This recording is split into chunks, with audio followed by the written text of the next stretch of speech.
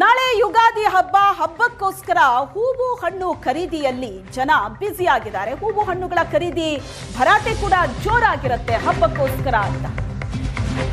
K R market ಸೇರಿದಂತೆ ಹಲವು ಕಡೆ ಭರ್ಜರಿ ಶಾಪಿಂಗ್ ಆಗ್ತಾ ಇದೆ. ಹೂವು ಹಣ್ಣಿನ ದರ ಏರಿಕೆ ಮಧ್ಯೆಯೇ ಹಬ್ಬಕ್ಕೋಸ್ಕರ ಖರೀದಿ ಮಾಡ್ತಿದ್ದಾರೆ. ಹೂವು ಹಣ್ಣುಗಳ ದರ ಏರಿಕೆಯಿಂದ ಗ್ರಾಹಕರಿಗೆ ಬಿಸಿ ತಟ್ಟಿದೆ. ಹಬ್ಬದೂಟ ಮಾಡೋರಿಗೆ ಕೊಂಚ ಸಮಾಧಾನ ತಂದಿದೆ. ತರಕಾರಿ ದರ, ಗ್ಯಾಸಿನ ಅಭಾವ ಜನರನ್ನ ಮತ್ತಷ್ಟು ಕಂಗಾಲಾಗಿಸಿದೆ. ನಿರೀಕ್ಷೆ ಮಟ್ಟದಲ್ಲಿ ಮಾರಾಟವಾಗ್ತಾ ಇಲ್ಲ. ತರಕಾರಿ ಬೆಲೆ ಒಂದು ಸ್ವಲ್ಪ ಕಡಿಮೆನೇ ಇದೆ, ಆದರೆ ಹೂವು ಹಣ್ಣುಗಳ ದರ ಮಾತ್ರ ಸಿಕ್ಕಾಪಟ್ಟೆ ಜಾಸ್ತಿ ಆಗಿದೆ.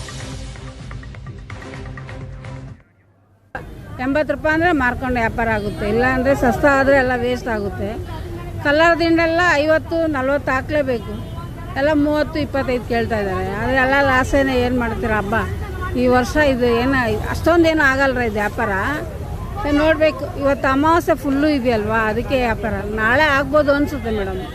ಜನನೇ ಇಲ್ಲ ಬಿಡಿ. ಇವಾಗ ಸ್ವಲ್ಪ 6 ಗಂಟೆಯಿಂದ ಸ್ವಲ್ಪ ಜನ, ರಾತ್ರಿಯಿಂದ ಜನ ಇಲ್ಲ, ಮಧ್ಯರಾತ್ರಿಯಿಂದ ಯಾವ ಜನನೂ ಇಲ್ಲ ಮೇಡಮ್. ಇವಾಗ 6 ಗಂಟೆಯಿಂದ ಸ್ಟಾರ್ಟ್ ಆಯಿತು. ನಾಳೆ ಆಗ್ಬೋದು ಅನಿಸುತ್ತೆ ನಮಗೆ. ಎಲ್ಲ ದಿಂಡೆಲ್ಲ ವಾಪಸ್ ಕಳಿಸಿದೆ ಹೆಸ್ರಿಗೆ. ನಾಳೆ